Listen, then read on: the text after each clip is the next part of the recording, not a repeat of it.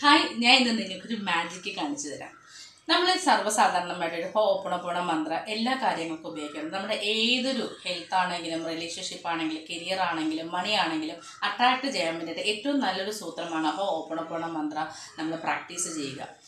ഈ ഒരു ഹോപ്പണപ്പോണ മന്ത്രയിൽ ആകെ നമ്മൾ ഉപയോഗിക്കുന്നത് I am sorry, please forgive me, thank you, I love you എന്ന് പറയുന്ന 4 വാക്കുകൾ മാത്രമാണ്. ഇതിന് അത്രയും പ്രത്യേകതകളുണ്ടോ എന്ന് ചോദിച്ചാൽ ഒരു അമേസിങ് റിസൾട്ട്സ് ആണ് നമുക്ക് കിട്ടുന്നത്. ചില ആളുകൾ ചോദിക്കും എത്ര പ്രാവശ്യമാണ് ഇത് ഉപയോഗിക്കേണ്ടതെന്ന്. സോ സാധാരണയായിട്ട് നമ്മൾ പറയുന്നത് 108 പ്രാവശ്യം ഇത് ഉപയോഗിക്കണമെന്നാണ്. 108 പ്രാവശ്യം പറയുമ്പോൾ മാത്രമേ നമുക്കവിടെ ക്ലെൻസിങ് നടക്കുള്ളൂ. സോ ഈ ഒരു എൻ്റെ കയ്യിരിക്കുന്ന വെള്ളം നോക്കുക, ഇതൊരു യെല്ലോ കളർ വെള്ളമാണ്.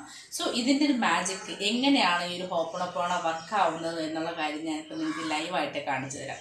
നിങ്ങൾ ഈ ഒരു ഹോപ്പണപ്പോണ മാത്രം പ്രാക്ടീസ് ചെയ്യുകയാണെങ്കിൽ 108 പ്രാവശ്യം തന്നെ പ്രാക്ടീസ് ചെയ്യുക. കാരണം നമ്മുടെ ഇൻറ്റേർണൽ ആയിട്ടുള്ള കാര്യങ്ങളെ ശരിയാക്കി മാത്രമേ നമുക്ക് എക്സ്റ്റേർണൽ ആയിട്ടുള്ള കാര്യങ്ങളെ അട്രാക്ട് ചെയ്യാനായിട്ട് വരും. നിങ്ങൾക്ക് ഏതൊരു കാര്യം അട്രാക്ട് ചെയ്യണം എന്നുണ്ടെങ്കിലും ഈ ഒരു മന്ത്രം നിങ്ങൾ ഉപയോഗിക്കുക. അത് മണിയാകട്ടെ, കരിയറാകട്ടെ, നല്ലൊരു റിലേഷൻഷിപ്പ് ആവട്ടെ, നല്ലൊരു ആരോഗ്യമാകട്ടെ എന്ന് വേണ്ട നിങ്ങൾക്ക് എന്തൊക്കെയാണോ വേണ്ടത് ജീവിതത്തിൽ അതിനെല്ലാം ഈ ഒരു കാര്യം ഉപയോഗിക്കാം. ഞാനിപ്പം ഈ ഒരു മന്ത്രം പറഞ്ഞുകൊണ്ട് ഈ ഒരു മന്ത്രം പറയുകയാണ് ഞാൻ. I am sorry, please forgive me, thank you, I love you.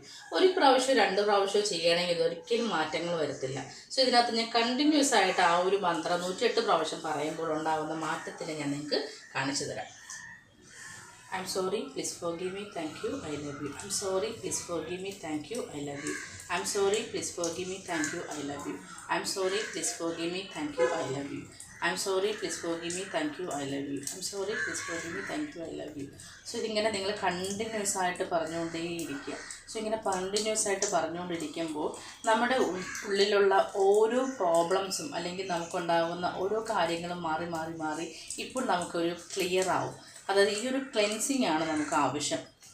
നമുക്ക് എത്രത്തോളം നമ്മൾ ഈ ഒരു 108 പ്രാവശ്യം തന്നെ നമ്മൾ പറയുന്തോറും നമുക്ക് ഇൻറ്റേർണലായിട്ട് നമ്മളിങ്ങനെ ഭയങ്കരമായിട്ടുള്ള മാറ്റങ്ങൾ വന്നുകൊണ്ടിരിക്കുന്നത്. സോ ഇപ്പം നിങ്ങൾക്ക് അറിയാൻ പറ്റുന്നുണ്ട്. സോ ഇതാണ് ഈ ഒരു മന്ത്രയുടെ ഏറ്റവും വലിയൊരു പ്രത്യേകത എന്ന് പറയുന്നത്.